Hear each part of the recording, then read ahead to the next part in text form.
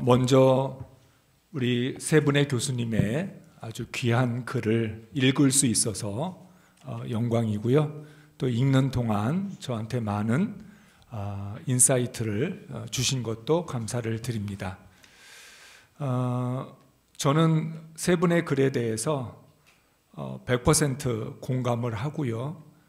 또 이것이 우리 목회자들에게 한국 교회 변화를 만들어가는 어떤 초석이 되면 좋겠다, 그런 마음이 들었습니다.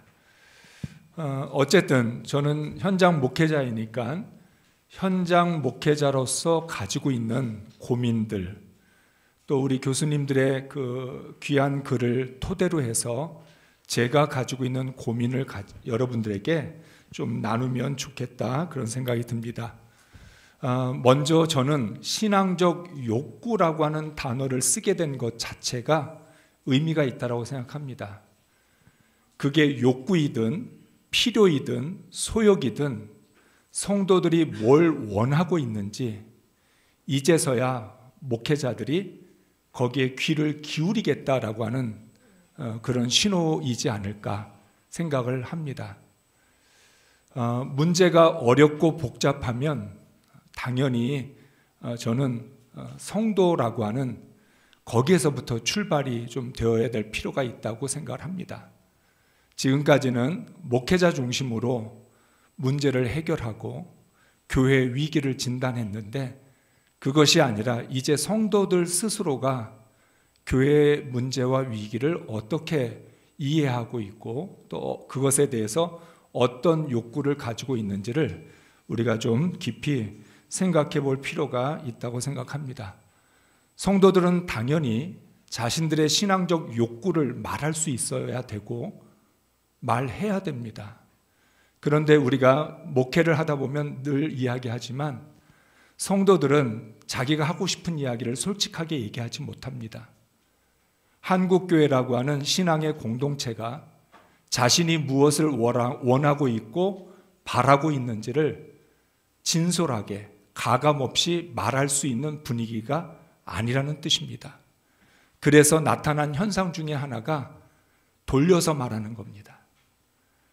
내가 원하는 게 아니고 다른 성도들이 그렇게 원한다고, 다른 성도들이 원한다고 말하면서 정작은 자기 자신의 이야기인 거죠.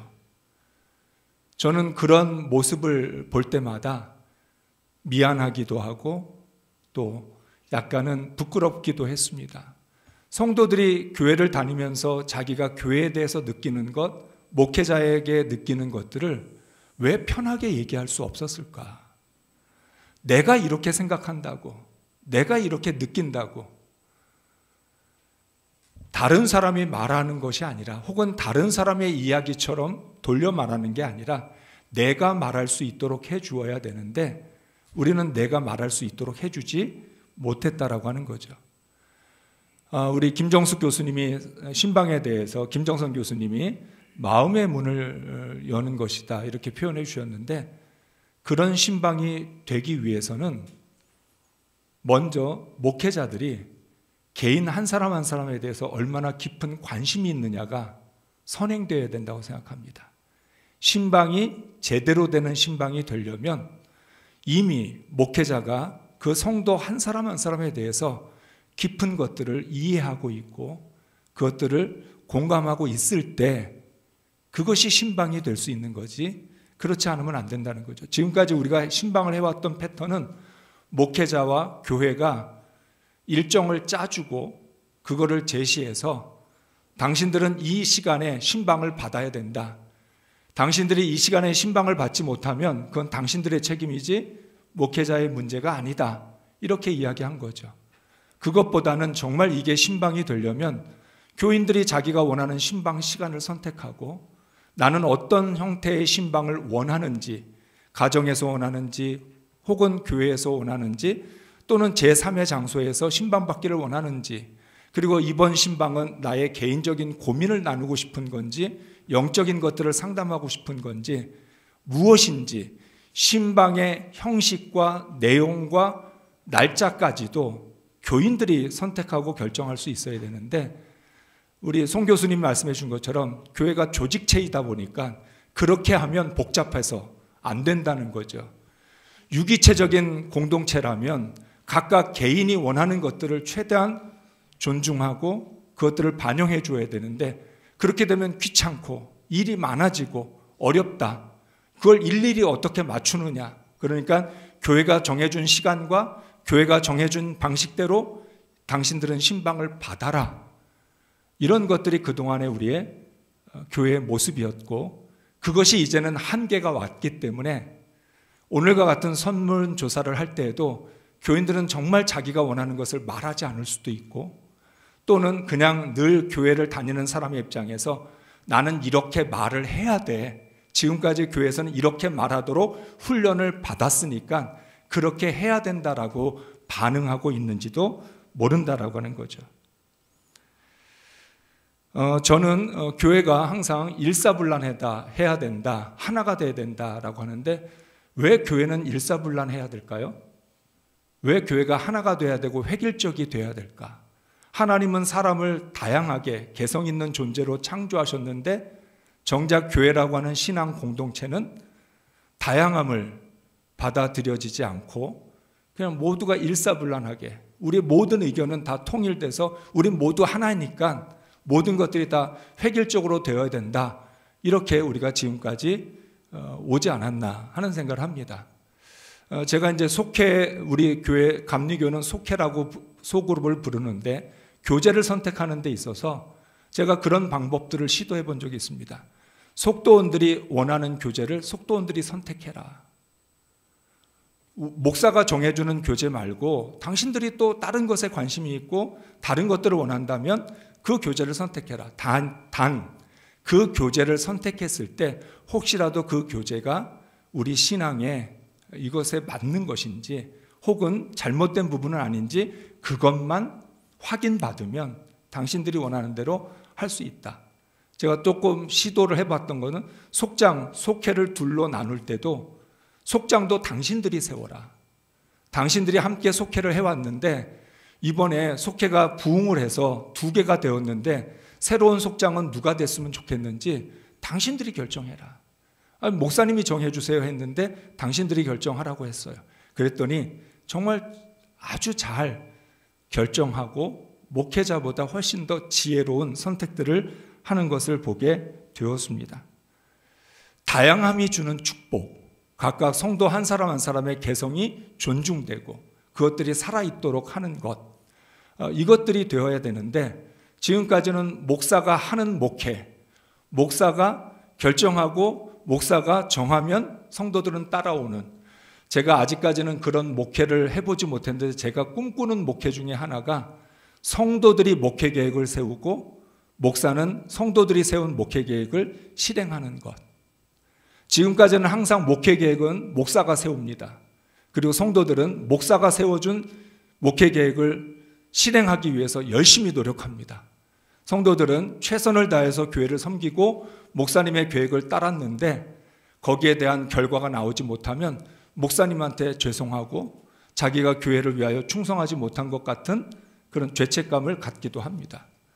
정확하게 말하면 이 신앙적 욕구라고 하는 단어가 반가웠던 이유 중에 하나는 정말 목회가 성도들이 어떤 원하는 목회 계획, 욕구들을 토대로 목회 계획들이 세워지고 그것들이 이루어질 수 있도록 흔히 전문가라고 늘 주장하고 있는 목회자들은 그것들을 잘 이루어낼 수 있도록 우리가 그걸 역할을 해야 되는데, 왜 전문가는 계획만 세우고 실천은 성도들에게만 맡겨두었을까? 이것이 제가 갖고 있는 고민입니다. 그러면서 제가 종교사회학 공부도 하고 또 이제 한국인의 문화적 문법이라고 하는 책도 읽고 그러면서 가졌던 고민은 이런 고민이 있습니다. 과연 한국인들은 한국인의 정서와 문화를 복음으로 넘어설 수 있을까? 교회 안에서, 공동체 안에서 정의라고 하는 것이 말씀보다 더 중요할 때가 많습니다. 하나님의 말씀보다 우리의 관계, 우리의 정. 과연 그것을 넘어서서 우리가 그것을 복음으로 극복해낼 수 있을까? 이게 제 목회적인 고민이고요. 또 저는 개인적으로 스티븐 코비가 말하는 것 중에 하나 중요한 어떤 팁이 있는데, 스티븐 코비가 그렇게 이야기합니다. 의존적, 독립적, 상호 의존적. 저는 교회라고 하는 신앙 공동체야말로 상호 의존적인 공동체가 되어야 된다고 생각합니다. 그런데 그렇게 되려면 먼저 독립적이 되어야 됩니다. 환경이나 상황이나 사람의 영향받지 않고, 혹은 또한 사람이 통제하지 않고, 우리 송 교수님이 그 주술적 기능에 대한 이야기 해주셨는데, 저는 성도들이 그렇게 하는 것도 물론 문제는 있겠지만, 목회자들이 성도들의 욕구를 자극하거나 욕구와 필요를 결합시켜서 성도를 통제하려고 하는 그런 방법으로 좀 사용한 것도 있지 않았을까. 욕구와 필요를 분리시키고 그 욕구가 건강한 필요로 나아갈 수 있도록 도와주기보다는 오히려 성도들의 욕구를 더 자극해서 더 복을 받아야 된다, 너희들은 성공하고 1등이 돼야 된다라고 하는 그런 논리로 욕구를 더 자극해서 욕구가 필요인 것처럼, 필요가 욕구인 것처럼 그렇게 해서 우리가 하지 않았는가, 이런 생각이 들면서 그것을 넘어서려면 독립적인 인격으로서 홀로 설 수 있도록, 성도들이 목회자를 의존하거나 어떤 교회를 너무 의존하지 않고 그것을 스스로 분별하고 판단하면서 독립적으로 세워지고, 독립적인 인격이, 독립적인 믿음을 가진 사람이 목사이든 성도이든, 목사도 성도를 의존할 수밖에 없고 성도도 목사를 의존할 수밖에 없는 건강한 상호 의존적인 관계가 되어져야 한국교회의 문제나 위기를 좀 극복해 나갈 수 있지 않을까. 지금까지 우리가 생각해왔던 방식대로 아무리 고민해도 위기를 극복하기는 쉽지 않다. 왜냐하면 이 위기라는 건 굉장히 복합적이고 종합적이기 때문에 우리의 한두 가지의 어떤 반짝이는 아이디어나 프로그램이나 혹은 우리들의 어떤 어설픈 전문가적인 그런 태도를 가지고 이게 극복이 될 수 있을까? 좀 더 본질적으로. 그리고 둘리, 아기공룡 둘리가 생각나는데, 요리 보고 조리 보고, 요리 보기도 하고 조리 보기도 하고 거꾸로 보기도 하고 바로 보기도 하고 뒤집어 보기도 하고 다양한 각도에서 바라보면서 종합적인 진단을 내려야 우리가 이 문제를 해결할 수 있는데, 저는 그러기 위한 시도로서 오늘 평신도의 신앙적 욕구는 무엇일까? 그리고 목회자는 정말 독립적인가? 목회자 스스로가 독립적이지 않는데 어떻게 성도들을 상호 의존적으로 나아갈 수 있도록 도와줄 수 있겠는가? 그러면서 저는 늘 목회자, 현장 목회자에 있어서 필요한 것은 현실에서부터 시작해야 된다. 단계가 필요하다. 그런 의미에서 조금 저는 목회자가 전략가가 돼야 될 필요도 있고, 좋게 말하면 코치가 돼야 될 필요가 있다. 목표를 향해서 나아가는데 한 단계로 갈 것인지 두 단계로 갈 것인지 5단계로 가야 될 것인지, 지금 우리 교회 성도들의 현실에서부터 시작해서 우리가 가야 할 목적까지 몇 단계로 우리 성도들이 갈 수 있는지, 이런 것들을 좀 더 고민을 하고, 또 이러한 것들에 대한 말씀이 준비되어야 된다. 우리 구아름 교수님의 말씀, 설교에 대한 말씀 잘 들었는데, 현실적으로 목회자에게 가장 고민되는 건 주일 예배는 늘 가장 쉬운 설교, 평균적인 설교를 합니다. 신앙의 단계를 가장 기초적으로 놓고 설교를 합니다. 그러니까 목회를 하다 보면 성도들은 계속해서 쉬운 설교만 듣게 됩니다. 평균적인 설교만 듣게 됩니다. 이걸 어떻게 극복해 나갈 거냐. 그래서 다른 예배 때는 좀 더 다양한 신앙의 단계에 맞도록, 또는 성도들의 그런 다양함들을 수용해 낼 수 있는 설교를 우리가 좀 준비할 수 있도록 고민해야 되지 않을까, 이런 생각도 들고요. 제가 조금 길어졌습니다. 어쨌든 현장 목회자로서 갖고 있는 고민들, 우리가 좀 더 이 고민들을 더 많이 나누고, 또 그러면서 정말 우리 각자의 교회와 신앙의 공동체와 성도들에게 맞도록 어떤 우리가 방법을, 또는 대안을 찾아서 한국교회가 또 새로운 가능성을 만들어낼 수 있으면 좋겠습니다. 감사합니다. 네, 논찬의 말씀 감사합니다. 이러한 논차안의 말씀과 덧붙여서 앞에 네 분의 발표 내용을 조금씩 기억하시면서 같이 좀 토론에 들어갔으면 좋겠는데요. 제일 먼저 좀 간단한 질문부터 시작하면서 좀 어미업을 했으면 좋겠습니다. 송인 교수님께서 목회자의 이상에 대해서 발표하시면서 목회자의 기능적 측면에서 우리가 볼 수 있을 텐데, 그러면 6가지 정도의 기능으로 볼 수 있겠다라고 말씀해 주셨습니다. 주술적 기능부터 마지막에 비판적 기능까지. 그러면서 이제 교수님께서는 개인적으로는 목회자에게 교육적 기능과 윤리적 기능을 가장 중요한 기능이라고 주장 내지는 제시를 하셨습니다. 그렇다면 질문을 드릴 수 있을 텐데요. 이것이 어느 지역에서나 통용되는, 혹은 어느 시대에서나 통용되고, 혹은 교회 사정이나 교회의 규모나 상관없이 그렇게 보편적으로 적용 가능한 그런 가장 중요한 기능일지, 아니면 어떤 시대나 어떤 지역에서는, 혹은 어떤 교회 상황에 따라서는 조금 더 어떤 기능이 먼저 우선적으로 강조될 수 있는 이런 것이 될 수 있겠는지, 거기에 대해서 어떻게 생각하시는지 좀 답변을 듣고 싶습니다.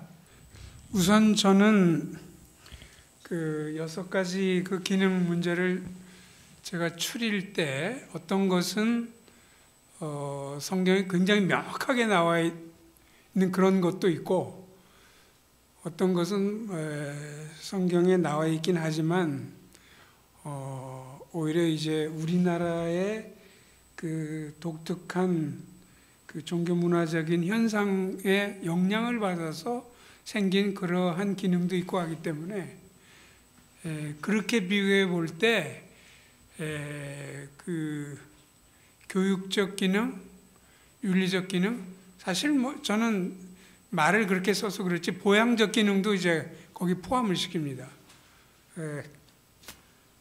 그런 것들은 문화나 그 지역과 특이성에 상관없이 지속적인 이 코어가 되어야 되지 않을까, 그런 생각을 하게 됩니다. 그렇지만 동시에 사실 제가 이제 비판적 기능도 얘기했고, 어떤 의미에서 보면 비판적 기능과 보양적 기능이 반대되는 것으로 생각할 수 있을지 모르지만 꼭 그렇지는 않습니다. 그냥 1차적인 개념상으로 딱 볼 때 2가지가 나누어지는 거지, 실제 교우들을 돌보고 설교를 하고 할 때는 그게 다 믹스가 되고, 어떤 특별한 때는 이쪽을 강조할 수도 있고 어떨 때는 저쪽을 강조할 수도 있고 하기 때문에, 그런 3가지를 코어로 놓는다 할지라도 각 상황과 거기에 처해 있는 그런 입장에 얼마든지 적응력을 가지고 있다고 이제 보는 거죠. 오히려 그렇지 않고 이런 코어되는 것이 약화되기 시작하면은 너무 상황에 빨리 적응을 해가지고 문제를 일으킬 수 있죠. 제가 특정 목회자의 이름을 거론해서 너무 죄송하지만 삼박자구원 같은 거 생각해 보세요. 6.25 때 잘못 살고 정말 찢어지게 가난하고 그런 상황에서 얼마나 적실했습니까, 사람들이. 그렇지만 그것 때문에 생긴, 교회는 크고 굉장히 많이 알려졌지만 그것 때문에 생긴 피해가 아직까지도 지속되고 있거든요. 그래서 저는 이 코어를 계속 강조해야 되고, 상황이나 이런 것은 코어가 강조되는 이 물밑 작업이 계속 있는 가운데서 얼마든지 정성을 가질 수 있다. 저는 그렇게 생각을 합니다. 네, 실제 저희 조사 결과에서도 보면 목회자의 자격 요건, 결격 사유 이런 것들 데이터를 보면 인격이나 성품이 가장 중요하다 이렇게 대답을 했고요. 그것을 아마 여기서 송 교수님께서 분류하신 기능 중에 윤리적 기능과 비슷하다고 볼 수 있을 것 같고, 다른 조사에서 이제 목회자들 스스로에게 물어봤을 때는 설교자로서의 이미지가 가장 높은 비율로 나왔는데, 그것은 여기서 교육적 기능으로 볼 수 있을 것 같습니다. 그래서 교육적 기능과 윤리적 기능이 목회자 스스로에게나 또 성도들에게 편에서나 가장 높게 나오는 2가지 요인인 것은 사실인 것 같은데요. 혹시 이것과 외에 다른 송 교수님 같은 경우는 6가지를 제시하셨지만, 혹은 다른 관점에서 혹은 제기할 수 있는 문제들이 있을지, 혹은 다른 패널 분들, 또 현장에서 계시는 목회자 분도 계시는데 다른 기능에 대해서 좀 송 교수님 간에 조금 다른 강조점으로 이견이 있으신 분이 있다면 지금 이 자리에서 살짝 밝혀 주셔도 좋을 것 같습니다. 저한테 질문은 아니지만 제가 6가지를 꾸밀 때 이것만이 확실하다 이렇게 얘기한 건 아니고 그 글에다가 썼어요. 이거 말고 어떤 사람은 봉사적 기능을 내세울 수도 있다. 또 어떤 사람은 교양적 기능을 내세울 수 있다. 그렇지만 이제 제가 생각할 때 이렇게 이제 한 것이니까 이 6가지가 뭐 절대적이라든지 이제 그런 건 아닙니다. 예. 예. 그래서 얼마든지 2견, 3견, 4견을 얘기하셔도 좋다는 걸 제가 말씀. 그럼 플로우에서 나온 질문을 같이 한번 더 드려보겠습니다. 비슷한 그 목회자의 기능적 측면에 대한 질문이 있어가지고요. 플로우에서 한 분이 이런 질문을 해주셨습니다. 지나치지만 않다면 주술적 기능도 목회자가 감당하면 좋지 않을까요? 어떻게 생각하십니까? 예, 그것도 사실 여기다가 제가 써놨습니다. 근데 이제 오늘 20분에 발표를 해야 되기 때문에 다 이제 못했는데. 결국 주술적 기능에 있어서 이제 핵심적인 것은 결국 복과 이제 화 문제인데 그 이제 예를 들면은 뭐 요즘은 좀 덜하지만 어떤 사람들이 예배 드리고 축도를 안 받고 나가면 모든 복이 다 날아가 버린다. 이런 견해가 지금까지도 조금 나이 많은 세대에 생각하는 분들이 있거든요. 이제 그랬을 때 이제 그 말 속에는 최소 2-3가지 문제가 있어요. 우선 목사가 복을 나눠주는 분여하는 존재로 잘못 생각하는 이제 그런 것도 있죠. 또 그때 그분이 생각하는 복이 굉장히 물질적인 거예요. 그래서 뭐 축도 안 받고 갔더니 뭐 이제 교통사고를 당했다든지 뭐 이제 그런 식으로. 이제 그렇게 이제 생각하는 것. 그 다음에 축도 자체에 대한 이제 오해. 이게 다 겹쳐 있는 거죠. 그러니까. 그래서 제가 아주 이제 제한적으로 한다면, 주술적 기능도 채택할 수 있다는 말을 쓰긴 했는데, 그건 이런 뜻입니다. 복의 핵심은, 구속사적 발전에서 볼 때 결국은, 소위 영적인 겁니다. 구원입니다. 하나님을 옳게 깨닫는 것입니다. 그리고 형제를 사랑하면서 누리는 분복, 이게 복의 핵심으로 나와 있어요. 물론 하나님이 우리에게 재물도 주시고 이럴 수도 있지만 그것이 핵심은 아니라는 거죠. 그러니까 이제 그걸 깨우쳐야 되고, 그 다음에 이제 2번째로 중요한 것은 가령 축도를 할 때 목사가 예수 그리스도의 은혜와 하나님의 사랑과 이렇게 할 때 목사가 그러면 복을 중재하는 채널이 되는 것이냐? 그게 아니라는 거죠. 그러니까 만약 복을 부여하신 분이라면 근본적으로 그리스도시죠. 그리스도. 그런데 예배 순서를 맡는 데 있어서 목사가 그 복의 핵심이 무엇인지 아까 얘기한 것처럼 물질적인 것이 아니고 예수 그리스도의 은혜죠. 우리를 값없이 비천한 자들을 세우시고 높여셔서 구원을 받게 하신 그런 것. 그 다음에 하나님의 사랑, 죄인들을 끝까지 사랑하시는 그 구속의 사랑, 그리고 성령의 교통하심. 성령의 교통하심은 일단 성령님께서 우리 안에 내주하셔서 나와 교통하고 또 그런 존재들끼리 교통하도록 하시는 그러한 영적인 복을 목사가 리마인드 시킨다는 거죠. 그 축도를 통해서. 그 축도를 통해서 리마인드를 시킨다. 이런 것이 옳게 해석이 된다면은 저는 뭐 주술적 기능 그것도 완전히 반대하고 싶지는 않습니다. 저는 인류의 역사와 함께 이런 주술적인 기대는 계속 되어 왔다고 생각을 합니다. 그러니까 성도들 마음속에 그런 기대와 욕구가 있는데 그거 없는 거라고 무시할 수도 없고 그거를 전적으로 잘못됐다라고 책망해서도 안 된다고 생각을 합니다. 저는 오히려 이거를 우리가 너무 외면해버리면 엉뚱한 곳에 가서 그것을 찾고 잘못된 길로 빠져갈 가능성도 있기 때문에 저는 조금 신중하게 접근을 해야 될 필요가 있다고 생각을 하고요. 그러면서 저희는 기본적으로 이제 예배에 대해서 교육을 매년마다 하는데 저희가 예배할 때 예배는 은혜 받으려고 하는 게 아니다. 예배는 위로 받으려고 하는 게 아니다. 라고 교육을 합니다. 우리가 하나님께 모든 것을 받아야만 살아갈 수 있는 존재인데 유일하게 하나님께 드릴 수 있는 게 예배다. 그러니까 예배만큼은 이기적이 되지 말아야 된다. 오늘날 예배가 자기중심적이고 이기적이기 때문에 우리의 삶 전체가 다 이기적이고 자기중심적이 될 수밖에 없다. 예배만큼은 하나님께 나를 드리고 하나님을 온전히 찬양하고 감사하고 경배하는 시간이 되어야 된다라고 하는 것을 이제 계속 교육을 합니다. 제가 지금 계속 담임 목회를 하고 있는 동안 매년마다 한 해도 빠지지 않고 예배에 대한 설교와 예배에 대한 교육을 계속하고, 우리 송인교 교수님이 아는 것만큼 누리는 예배라고 하는 책도 참 많은 도움이 되었는데, 그러니까 저는 이런 거죠. 아까도 말씀드린 현실과 우리가 이상 사이에서 목회자들은 그것들을 조금 잘 코치를 해줄 필요가 있는데, 걸음마를 배우는 아이에게 뛰라고 말할 수 없고, 걸음을 걷다가 넘어지면 잘했다고 칭찬해주고 계속 걸을 수 있도록 도와주어야 뛸 수 있는 것처럼, 걸음마 단계에 있는 성도들에게는 사실 영적인 것 관심보다는 지금 당장 내 삶의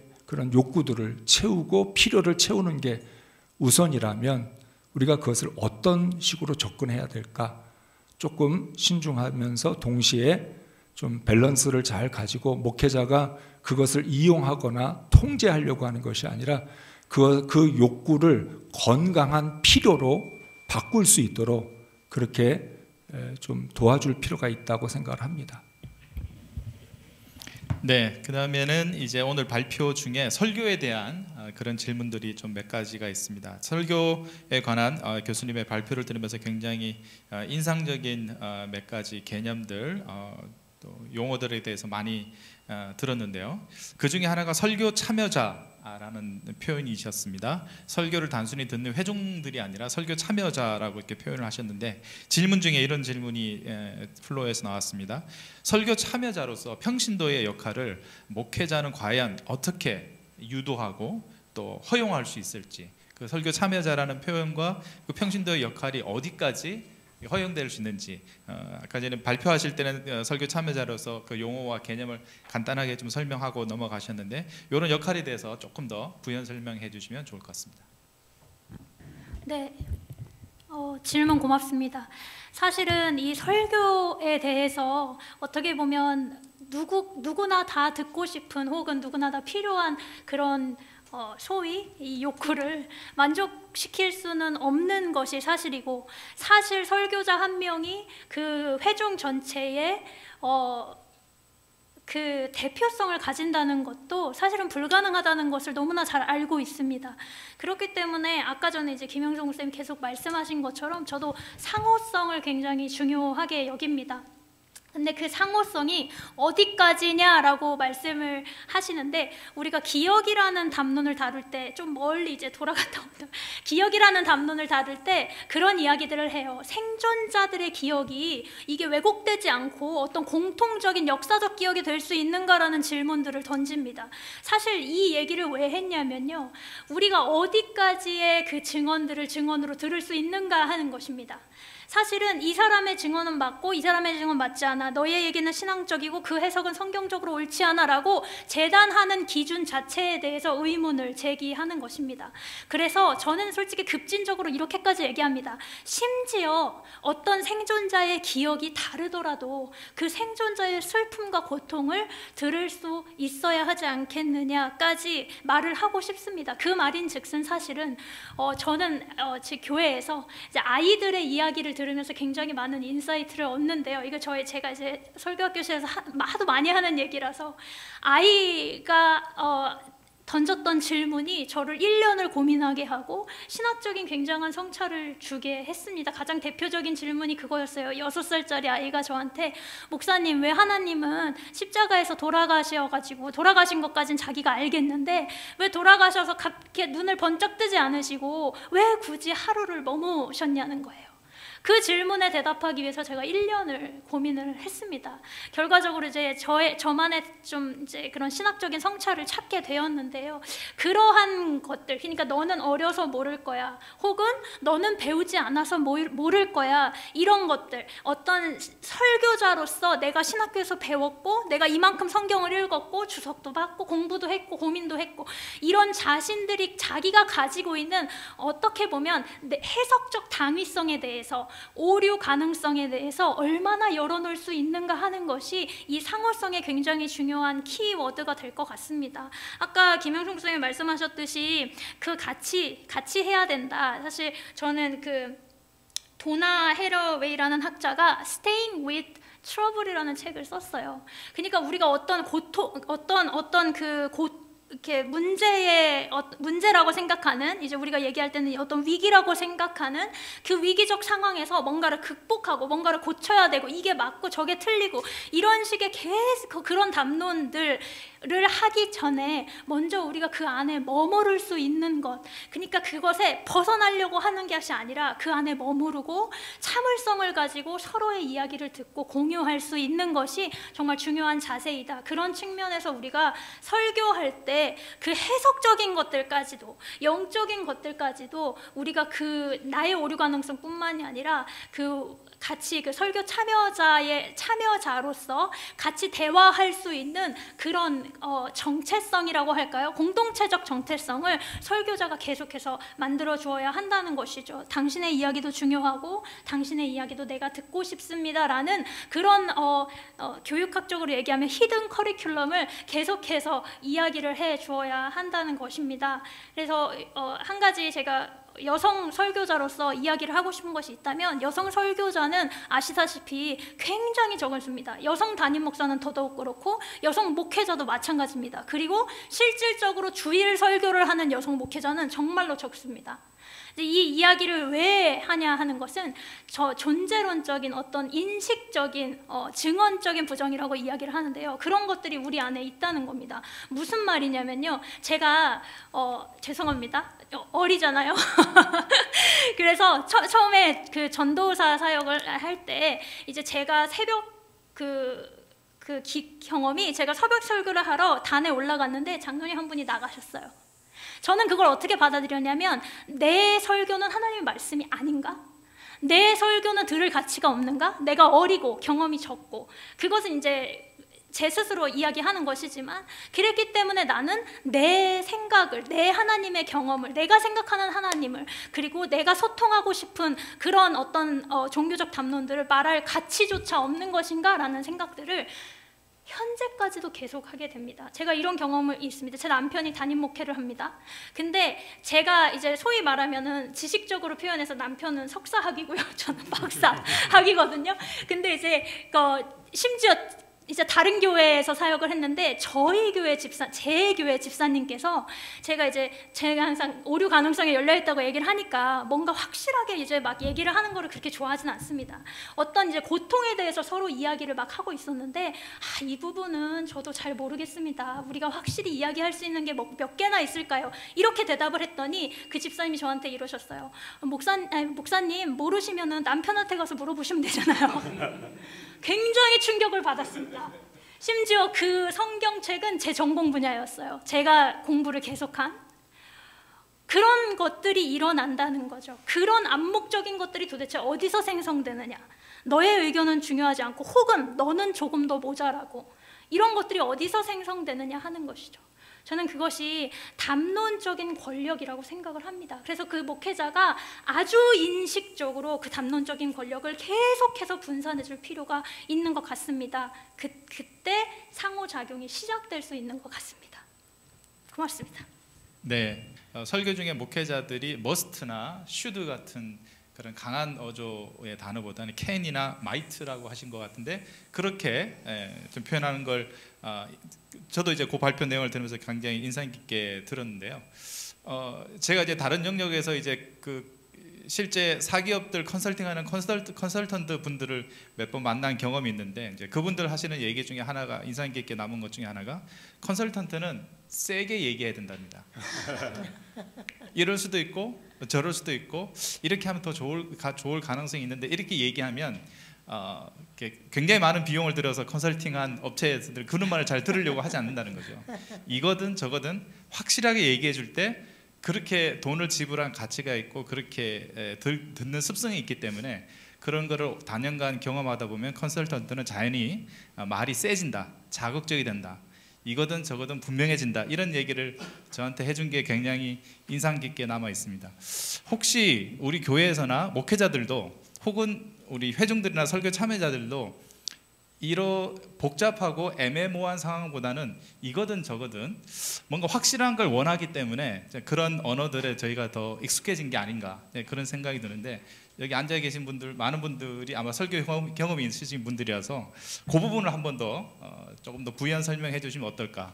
머스트와 슈드를 어디까지 마치 성경에 나오는 하나님의 말씀을 대언하는 것이냐 하지만 그러나 캔과 마이트의 영역도 있을 수 있다는 거, 오류 가능성에 열려 있다는 것이 실제 설교나 교회 현장에서는 어떤 식으로 가능할지에 대해서 조금 각자의 경험들을 좀 나눠주시면 좋지 않을까 싶습니다. 네, 사실은 그렇게 해야 한다라고 말하고 싶은 유혹이 저도 굉장히 많습니다. 저도 답답한 현상들을 많이 보게 되고 저건 아닌 것 같은데 왜 저러지? 하는 것들을 이제 저 스스로 계속해서 그 유혹을 사실은 누릅니다. 근데 그 속에 들어가 보면 내가 왜 그러지? 라고 하는 속에 들어가면 아까 말씀하신 그 돈 낸 가치에 대한 그런 비슷한 부분이 있는데요. 존중받고 내가 내 존중받음의 권력, 즉 해석적 권력을 지키려는 내 욕망으로부터 비롯되지 않았을까 하는 것입니다. 아까 그 집사님께서 저한테 남편한테 물어보시면 되잖아요 얘기했을 때 그냥 웃고 넘겼거든요. 근데 거기서 사실 그러고 싶었죠. 제가 이 책 전문가고요, 제가 남편보다 훨씬 더 많은 책을 읽었고요, 이런 이야기를 하고 싶었죠. 하지만 그런 이야기를 하지 않는 것이 사실은 어떻게 보면 내 해석에 대한 그 권위를 내려놓는 것이 아닌가라는 것입니다. 여기 이제 제 거 슬라이드에 보면 누구를 위한 목소리인가라는 것이 있습니다. 목소리의 메타포라는 그 부분에서, 그러니까 내 권력과 내 권위, 목사로서의 내 권위를 지키고 싶은 건가, 아니면 내가 정말로 대화를 시작하고 싶은 것인가 라는 것에 대한 질문입니다. 그리고 마지막으로 한 가지 더 이야기하자면 우리가 너무나 분명한 사실들이 있습니다. 아까 전에 제가 조금 가정이라고 말해서 죄송하지만 하나님은 살아계신다, 하나님은 치유하신다, 하나님은 살리시길 원한다, 이런 건 너무나 자명한, 우리가 너무나 알고 있는 이제 우리 송 교수님의 말씀 빌리자면 코어 가치라는 것이죠. 근데 우리가 그 성경의 여러 가지, 사실은 성경과 성경이 컨플릭하는 부분도 굉장히 많거든요. 그런 부분들을 우리가 해석을 해 나가는 과정이 있어서 우리가 하나를 명백하게 이게 사실이다라고 말하면 그럼 다른 하나는 어떻게 처리할 거냐는 질문이 생기게 되는 거죠. 이거는 심판 때문이다, 성경에 써 있어요. 그럼 제가 이제 고통을 전공을 해서 자꾸 고통 얘기를 하게 되는데, 이건 심판 때문이다 라고 성경에 써 있는데, 그럼 그게 심판 때문인 것은 아닐 때 우리가 그건 어떻게 설교를 해야 되냐는 거죠. 그래서 제가 말씀드리고 싶은 건 여러 가지 해석학적 층들이 있기 때문에 그런 것들을 우리가 고려할 필요가 있다. 거기 그 고려를 하면서 저는 이제 이런 것을 하거든요. 설교할 때 가끔 이렇게 설교를 합니다. 이제 초청 설교 같은 걸 하는 경우에 저를 잘 모르시잖아요. 저는 이런 관점으로, 오늘 이런 관점으로 성경을 보고 있습니다라는 이야기를 좀 합니다. 그러면 성경을 이제 그 해석을 들으시는 분들이 뭔가 편견을 가지고 혹은 쟤는 왜 저게 맞다고 하지? 이런 게 아니라 제 노력에 대해서 마음을 열어주시는 거죠. 아, 저런 식으로 봤기 때문에 저런 해석이 나올 수 있구나. 그럼 나는 내 경험상 이런 경험을 가지고 있기 때문에 또 다르게 생각을 할 수 있겠지. 이것도 저는 상호성의 한 방향이라고 생각을 합니다. 고맙습니다. 저한테 주어진 질문은 아니지만 구 교수님 그 얘기하시는 것과 보완되는 게 아닌가, 그냥 이렇게 하나 제 의견을 이제 말씀을 드린다면은 should와 이제 might, can 이런 걸 이제 어법을 쓰는 데 있어서 예를 들면 이제 바울 사도의 예를 든다면은 갈라디아서 1장 같은 데서는 정말 should 그걸 쓰고 있지 않나 생각해요. 율법주의를 쫓아가면 안 된다는 거죠. 복음은 믿음으로 말미암아 되는 것이다. 이럴 때는 should를 안 쓰고 it might be otherwise 이렇게 할 수는 없다고 생각해요. 그런 것에 있어서는. 그러나 로마서 14장을 보면은 바울 사도 자신이 어떤 사람은 이 날을 더 중요하게 여기고 저 날을 더 중요하게 여기서 각각 자기 마음에 확정할지니라 그렇게 얘기한 부분이 있거든요. 같은 바울 사도가. 그런 데서는 might, 뭐 can 이런 말을 쓸 수도 있다는 거죠. 문제는 might, can을 쓸 수 있는 그것을 절대적인 위치로 목회자들이 선포하든지 내가 그 견해를 좋아하기 때문에 그건 결국 자기 파워를 입증하려는 그런 유혹이거든요. 그래서 이제 개념상으로 두 개를 우리가 구별을 해야 되고 아까 이제 내가 고난받는 것도 어떨 죄 때문일 수도 있지만 뭐 하나님의 영광을 성경 자체가 여러 가지 얘기하잖아요. 이런 것에 있어서는 우리가 정말 might, 또 can 이렇게 접근하는 것이 합당하지 않을까 이제 소견을 한번 밝혀봅니다. 김형서 목사님 어떻습니까? 실제 우리 성도들 중에는 설교를 애매모호하게 하는 것보다 분명하게 하는 것을 좋아하는 성도들이 훨씬 많지 않습니까? 어떻게 생각하십니까? 저는 단어에 너무 우리가 매이지 않아도 된다고 생각합니다. 중요한 건 경향성 혹은 의도성, 목회자의 경향성에 따라서 말씀을 듣는 성도들은 다 다르게 받아들일 수 있다는 거죠. 그러니까 설교를 하기 전, 강단에 올라가기 전부터 목회자가 어떤 경향성을 갖고 있느냐에 따라 해야 된다, 단호하게 이야기하는 것이 나에게 선택을 주는 의미로 들릴 수도 있고 때에 따라서는 여러분이 선택하실 수 있습니다라고 말씀을 했음에도 불구하고 뭔가를 하라고 하는 명령처럼 들릴 수도 있다는 거예요. 그러니까 이건 전적으로 목회자 자신이 가지고 있는 경향성이나 태도, 의도가 어떠냐에 달려 있다라고 생각을 하고요. 그것이 된다면 현장에서는 그런 문구 하나하나를 쓸 때마다 고민하기 시작하면 사실 설교 자체가 이게 이루어질 수가 없다고 생각을 해요. 그러니까 저는 설교를 원고를 작성하기 전, 거기까지 작성하기 전까지의 목회자의 태도와 자세, 의도성, 경향성이 더 중요하다고 생각을 합니다. 설교에 대해서 한 번 더 질문이 있으셔가지고요.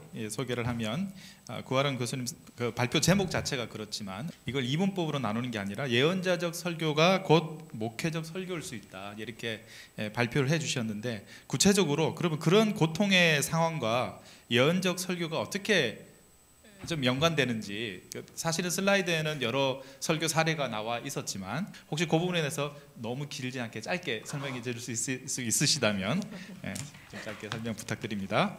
네, 자료집 47페이지에 보면은 그 예언자적 설교라고 여겨지는 것이 어떻게 고통을 좀 다루고 그 고통이 또 개인적인 고통만이 아니라 또 사회적인 고통과 확장될 수 있는지에 대한 가인과 아벨의 나레티브를 써놓은 그 설교 샘플이 있습니다. 근데 사실 제가 이걸 고통 얘기하면 너무 길어지기 때문에 짧게 말씀을 드리면 아주 개인적인 고통을 설교에서 이야기하기란 참 힘듭니다. 그게 설교자 자신의 고통뿐만이 아니라 신방이나 어떤 상담을 통해서 들었던 누군가의 이야기도 그렇게 하기는 굉장히 쉽지 않습니다.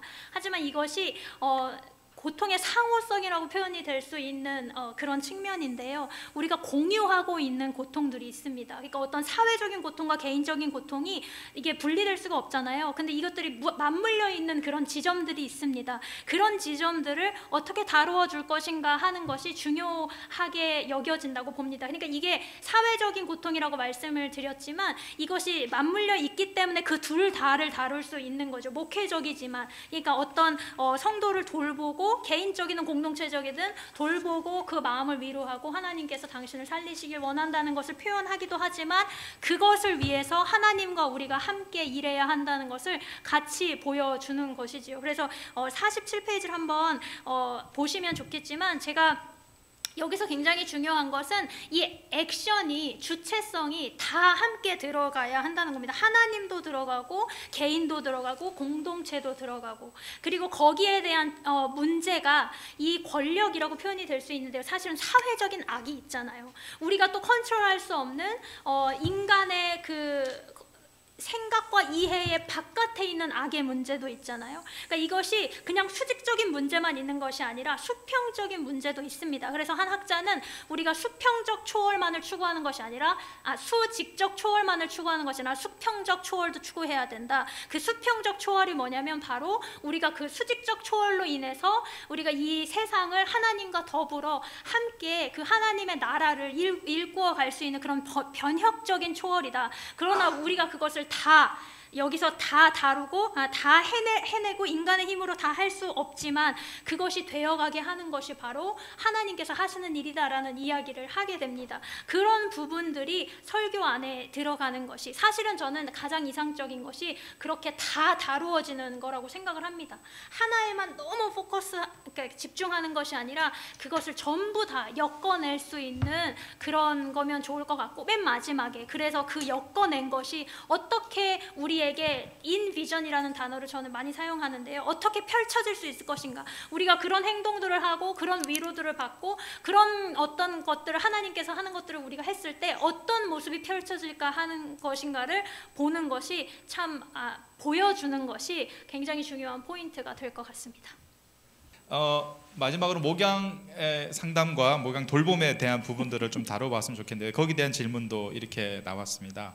개인주의 성향이 강한 교인들이 좀 있고 사실 늘어나고 있잖아요. 예, 그런 분들에 대한 목양 방안이 궁금하다, 이렇게 질문하신 분이 있습니다. 왜냐하면 그런 분들은 자기 개방을 좀 꺼리는 성향이 있기 때문에.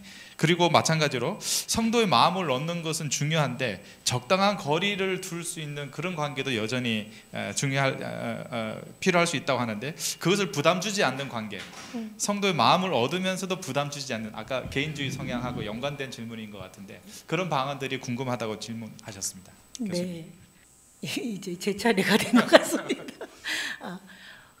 저희 상담에서요, 이런 말이 있어요. 상담자는 자기가 치유된 만큼 내담자를 치유할 수 있다라고 이야기합니다. 저는 오늘 우리가 정말 훌륭한 이론들을 이야기하고 분석하고 생각을 했는데요, 결국 목회자가 자기가 도달한 수준까지 성도들을 이끌 수 있다라고 저는 생각을 합니다. 그 말은 뭔가면 목회자가 존재 자체가 이 시대에 이제는 선교나 우리 복음의 도구가 된다라고 생각을 합니다. 그런 의미에서 아까 우리 교회 수준도 그렇고 우리 여러 가지 지금 겪고 있는 한국교회가 겪고 있는 이런 어려움들, 우리 목회자들이 정말 한번 자신을 돌아보는 시간이 돼야 되겠다라고 생각합니다. 아무리 이렇게 현란한 이론이 있어도요, 이게 자기의 삶과 목회에 적용되지 않으면 정말 울리는 꽹과리입니다. 예를 든다면 상담가가 멋지게 상담할 수 있어요. 그런데 자기 삶으로 돌아가서 자기 가정이 엉망이고, 예를 든다, 이거 어려운 얘기지만 제가 합니다. 자기가 행복하지 않은데 성도들을 거기까지 끌고 갈 수 없습니다. 목회자도 마찬가지입니다. 그런 의미에서 어떻게 할 건가 할 때 저는 첫 번째는요, 성도들도 그렇고 목회자도 그렇고 이거 끌어올리는 작업이 필요합니다. 인문학적 소양도 길러야 되고요, 성경 공부 많이 해야 되지만, 그래서 교회가 예를 든다면 가정의 행복, 이런 안전, 이런 것들을 원합니다라고 하잖아요. 그러면 그걸 어떻게 할 건가 구체적으로 고민해야 된다라고 생각합니다. 그런 의미에서 저는 성도들 대상으로 또 목회자 대상으로 그런 것들을 위한 교육이 진행이 돼야 된다고 생각하고요. 아까 그럼 어떻게 개인적인 그런 사람들과 이런 거리감을 두고 또 거리를 두고 안전감을 유지할까? 첫 번째, 아까 또 우리 목사님께서 성도들이 마음에 있는 이야기들을 하지 않습니다. 또 표현하기 어렵습니다. 이게 안전하지 않아서 그렇습니다. 우리 상담도 처음에 라포가 형성돼야지만 더 깊은 차원으로 들어갈 수 있는 것처럼, 그러면 안전을 어떻게 확보할 건가? 교회에서 구체적으로 가르쳐야 됩니다. 예를 들면 설교, 이웃을 사랑하고 뭐 이런 멋진 설교를 듣고선 은혜 받았다 하고 나오면서 성도가 이럽니다. 아니 근데 저 건성 옷이 저거 왜 저래? 은혜 받았지만 이게 삶과 연결되지 않아요. 그럼 어떻게 해야 되냐? 차근차근 커리큘럼을 가지고 성도들을 끌어올려야 된다라고 생각합니다. 그래서 이제 교육을 해야 되고, 그다음에 이제 또 하나는 구조화가 필요합니다. 그래서 아까 제가 그 활용 가능성에 대해 이야기했는데요. 이게 목사님들이 좀 부담스러워하시는 것 중에 하나가, 목사는 그러니까 그 뭐 신방이나 상담, 돌봄만 하는 사람이 아니고 설교도 해야 되고 교육도 해야 되고 행정도 해야 되는 이런 모든 걸 지금 감당하고 계시기 때문에 사실은 마음이 있어도 돌봄에 시간을 내기가 어렵다라고 생각하시는 경향이 있으세요. 근데 사실 돌봄은 가장 기초부터 기초입니다. 이 돌봄이 이루어졌을 때 그 다음에 우리가 생각하는 그런 여러 가지 방향으로 끌고 갈 수 있어요. 그래서 그걸 어떻게 하면 좋을까 하면, 일단 우리가 상담에서도 구조화란 말을 쓰는데요. 목사님이 어떻게 내가 돌봄을 할 것인가에 대해서 성도들에게 미리 알려주고, 어느 시간에 얼마만큼 내가 성도들을 만날 수 있는지. 그래서 예를 들면 어떤 목사님들은 예를 들면 일주일 중에 뭐 하루나 뭐 이렇게 이틀을 시간을 정해 놓습니다. 이 시간에 제가 교회에 있습니다. 원하시는 분들은 미리 연락을 해서 만나드릴 수 있습니다. 뭐 이런 것들. 또 한 번 만날 때 뭐 한도 끝도 없이 만나는 게 아니라 뭐 5번, 3번 만나고, 그 다음에 필요할 때는 전문 상담가에게 또 연결하는, 그래서 이런 구조화가 필요할 수 있습니다. 그래서 제가 이제 실천신대에서 이 목회 돌봄을 이제 한 학기 동안 가르칠 때 가장 강조한, 저는 사실 이제 트라우마를 전공을 했는데요. 결국은 지금 많이 관계들이 깨어져 있는 것들이 여러 가지 상처로 인해서 그렇다고 생각을 하는데요. 그러면 그거를 어떻게 치유할까? 너무 큰 주제인 거예요. 쪼개입니다. 그 중에 하나가요. 우리 모든 관계는 99%가 소통에서 옵니다. 그래서 저는 사실은 너무 간단하지만 교인들에게 대화법부터 체계적으로 훈련하는 것도 제안드리고 싶어요. 그리고 목사님들도 가정에서, 그래서 여러분들 만약에 자기 가정을 한번 진단해 보실 때, 내가 밖에서는 멋진 목사인데 가정에서 자녀들과 또 아내와 소통이 어렵다. 그러면 이제 근본적으로 한번 자신을 돌아보는 그런 도전으로 삼으셔야 된다라고 생각을 합니다. 그래서 이렇게 좀 구체적으로 이 좋은 이론들을 현장에서 구체화시키는 노력을 이제부터 해야 되지 않을까 생각합니다. 네, 말씀 감사합니다.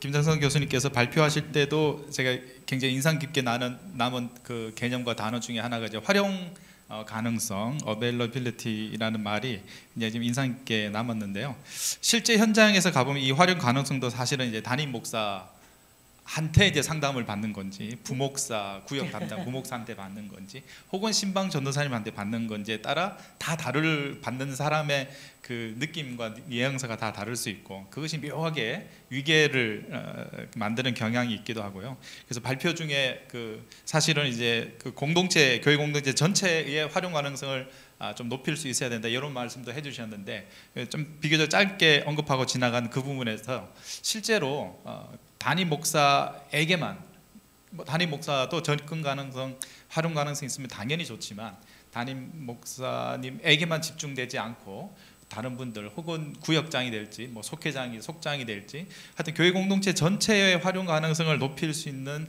어떤 방안이나 뭐 그런 길이 있다면 그거 마지막으로 좀 언급해 주시면 좋을 것 같습니다. 네, 현실적인 질문이에요. 사실은 전도사가 백날 또 부목사가 백날 가서 돌봐봤자 담임 목사님 한 번 왔을 때 이렇게 느낌이 다르다라고 성도들은 생각해요. 그러니까 이게 바로 우리가 어떤 주술적인 의미, 기능과 연결된다라고 생각하고요. 그게 막 나쁘다 이렇게 말할 수 없는 게, 그게 그냥 그 사람인 거예요. 그래서 사실은 아까도 이제 거기서 잠깐 언급하고 싶었는데 우리가 어떻게 접근을 하면 좋을까 할 때 그런 생각하면 안 돼. 그거는 신앙 수준이 낮은 거야라고 말하기보다 오히려 저희는 상담은 어디서부터 시작하냐면 궁금해합니다. 이 사람은 왜 그런 생각을 가지게 됐을까? 그래서 사실은 좀 더 깊이 있게 만나게 되는데요. 지금 이제 그 위계에 대한 거, 그래서 저는 그래서 아까 말씀드렸듯이 교인들 전체로 교육이 굉장히 중요합니다. 예를 든다면 목사님이 설교 시간에 이런 이야기를 시작으로 화두를 던질 수 있어요. 우리 교회 수많은 목회자들이 있는데 꼭 목사님한테만 이거를 중요하게 생각하는 거에 대해서 목사는 어떤 기능, 어떤 사람들인지, 또 여러분들이 이 부목사나 뭐 담임 목사, 이게 책임감의 문제지 무슨 어떤 능력의 문제가 아니라는 거, 그러니까 이런 것들을 교인들에게 편안한 시간에 수시로 교육하는 것부터 시작을 해야 된다라고 생각을 합니다. 그리고 또 하나는 그러니까 좀 거창하게 위원회라고 말씀을 드리는데요.